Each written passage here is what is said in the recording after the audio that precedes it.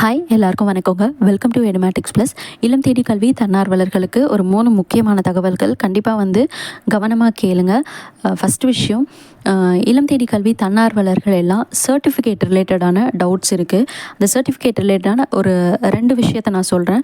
First விஷயம், நிறைய பேர் இல்லம் தேடி கல்வி சர்டிஃபிகேட் டவுன்லோட் பண்ணுறப்ப ப்ரிவ்யூ பார்த்துட்டு கரெக்ஷனுக்கு அப்ளை பண்ணியிருப்பாங்க. அந்த கரெக்ஷன் பார்த்திங்கன்னா நேம் கரெக்ஷன், இல்லை இனிஷியல் ஏதாவது மிஸ் ஆகிருக்கும், இல்லை உங்களுடைய பிளாக்கோ இல்லை டிஸ்ட்ரிக்ட்டோ சேஞ்ச் ஆகிருக்கும், இல்லை ஸ்டூடெண்ட்ஸோடைய ஸ்ட்ரென்த் தப்பாக இருந்திருக்கும். அந்த மாதிரி ஏதோ ஒரு விஷயத்துக்காக நீங்கள் அப்ளை பண்ணியிருக்கலாம். ஸோ அது ஒரு 2-3 வீக்ஸாக ஆகியுமே, கிட்டத்தட்ட மேக்ஸிமம் 3 வீக்ஸு, மினிமம் ஒரு 2 வீக்ஸ் கூட இருக்கும். அந்த மாதிரி அப்ளை பண்ணியுமே கூட இன்னும் எந்த ஒரு ரிப்ளையும் இல்லை. திரும்பவும் நம்ம டவுன்லோட் பண்ணுற மாதிரி, இல்லை நம்ம அப்ளை பண்ணது கரெக்ட் இல்லை அப்படின்னு சொல்லிட்டு ஏதாவது ரிஜெக்ட் பண்ணியிருக்காங்களோ, இல்லை ஓகேன்னு சொல்லிட்டு சொல்லியிருக்காங்களோ, எதுவாக இருந்தாலும் மொபைலுக்கு எஸ்எம்எஸ் வரும்னு சொல்லியிருந்தாங்க. அந்த எஸ்எம்எஸும் வரல. அதே போல் சர்டிஃபிகேட் டவுன்லோட் பண்ணி பார்த்தாலும் திரும்பவும் கரெக்ஷன் ஆகாமல் அப்படியே தான் இருக்குது அப்படின்னு சொல்லிட்டு கேட்டுட்டு இருந்தாங்க. ஆக்சுவலாக இது இன்னுமே கோஆர்டினேட்டர்ஸ் செக் பண்ணிகிட்ருக்காங்க. ஏன்னா நிறைய பேர் அப்ளை பண்ணியிருப்பாங்க இல்லைங்களா, கரெக்ஷன் சொல்லிட்டு. ஸோ ஒவ்வொன்றுத்துக்காக தான் பார்த்துட்டு அவங்க கரெக்ஷன் பண்ணி திரும்பவும் உங்களுக்கு சர்டிஃபிகேட் டவுன்லோட் பண்ணுற மாதிரி ஆப்ஷன் கொடுப்பாங்க. ஸோ அது உங்கள் ஃபோன் நம்பருக்கு மெசேஜ் வர வரைக்கும் கொஞ்சம் வெயிட் பண்ணுங்கள். அடுத்தது சர்டிஃபிகேட் டவுன்லோட் பண்ணவங்க ஒரு சில பேர் கேட்குறாங்க, எம்ப்ளாய்மெண்ட்டில் இந்த சர்டிஃபிகேட்டை குவாலிஃபிகேஷனுக்கு ஆட் பண்ணிக்கலாமா அப்படின்னு சொல்லிட்டு. இல்லம் தேடி கல்வி சர்டிஃபிகேட்டில் நம்ம குவாலிஃபிகேஷன் ஆட் பண்ண முடியாது. இது ஒரு தொண்டு மாதிரி தானே, தன்னார்வலர்களாக நம்ம ஒரு சேவையை செஞ்சுருக்கோம். ஸோ அதனால் இதை ரெஜிஸ்டர் பண்ண முடியாது. நம்ம ஏதாவது ஒரு கோர்ஸ் முடிச்சிருக்கிறோம், கோர்ஸ் முடிச்சுட்டு அதுக்கான எக்ஸாம் எழுதி சர்டிஃபிகேட் வாங்கியிருக்கோம் அப்படின்னா தான் நம்ம அந்த குவாலிஃபிகேஷனில் நம்ம எம்ப்ளாய்மெண்ட்டில் ரெஜிஸ்டர் பண்ண முடியும். ஸோ இந்த சர்டிஃபிகேட்லாம் ரெஜிஸ்டர் பண்ண முடியாது. இது சர்டிஃபிகேட்டை பற்றின விஷயம்.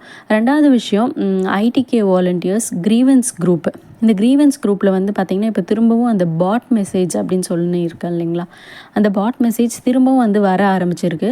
இது எப்போவுமே நீங்கள் ரொம்ப கவனமாக இருக்க வேண்டிய ஒரு பதிவு. சாதா ஒரு லிங்க் தானே அப்படின்னு சொல்லிட்டு நீங்கள் கிளிக் பண்ணிட்டீங்கன்னா நம்ம தேவையில்லாத நிறைய பிரச்சனைகள், நம்ம நம்பர் ஷேர் ஆகும். நம்ம நம்பர் ஷேர் ஆகிறது மூலமாக நம்ம அக்கௌண்ட் டீட்டெயில்ஸ் மிஸ்யூஸ் பண்ணுறதுக்கு நிறைய வாய்ப்பு இருக்குதுன்னு வச்சுக்கோங்களேன். அதனால் கண்டிப்பாக அந்த பாட்டை தெரிஞ்சோ தெரியாமலோ கூட டச் பண்ணிடாதீங்க. சாதாரண லிங்க் தானேன்னு கிளிக் பண்ணிடாதீங்க. இது எப்போதுமே உங்களுக்கு புரிதல் இருக்கணும். இது இந்த கிரீவன்ஸ் குரூப்பில் வருதுன்னு இல்லை, வேறு எந்த நீங்கள் வாட்ஸ்அப் குரூப்பாக இருந்தாலும், வேறு டெலகிராம் குரூப் எதில் இருந்தாலும் அந்த மாதிரி பாட் அப்படின்னு சொல்லிட்டு போட்டு வந்த மெசேஜை எப்போவுமே தொடாதீங்க. இது உங்களுடைய சேஃப்டிக்காக நான் சொல்கிறேன், உங்களோட சேஃப்டிக்காக. ஏன்னா உங்கள் மொபைலில் இருக்க டேட்டாஸ் எல்லாம் திருடப்படுறதுக்கு நிறைய வாய்ப்புகள் இருக்குது. அதனால் கண்டிப்பாக அந்த பாட் மெசேஜை மட்டும் தயவு செஞ்சு கிளிக் பண்ணிடாதீங்க. இதை நான் ஒரு ரெக்வஸ்ட்டாகவே சொல்கிறேன். நிறைய பேர் ஆல்ரெடி அதை கிளிக் பண்ணி நிறைய ப்ராப்ளம்ஸ் ஃபேஸ் பண்ணியிருக்காங்க. ஸோ அதனால் அதை செய்யாதீங்க. உங்களுக்கு தெரிஞ்ச விஷயத்த கண்டிப்பாக மற்றவங்களுக்கு ஷேர் பண்ணுங்கள். பாட் மெசேஜ் யாருமே கிளிக் பண்ணிடாதீங்க. நெக்ஸ்ட், கிரீவன்ஸ் குரூப்போடைய லிங்க் கேட்டிருக்கீங்க. லிங்க் நான் ஆல்ரெடி நிறைய வீடியோஸில் போட்டிருப்பேன்.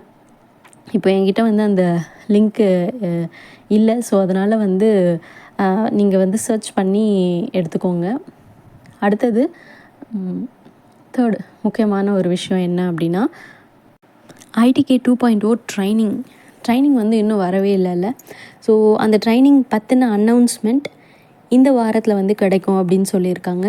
ஸோ இந்த வாரத்தில் மேபி அவங்க எப்போ ட்ரைனிங் வரும், எந்த டேட்டில் வரும், எந்த வென்யூவில் வரும் அப்படிங்கிற மாதிரியான டீட்டெயில்ஸ் எல்லாம் எதிர்பார்க்கலாம் அப்படின்னு சொல்லியிருக்காங்க.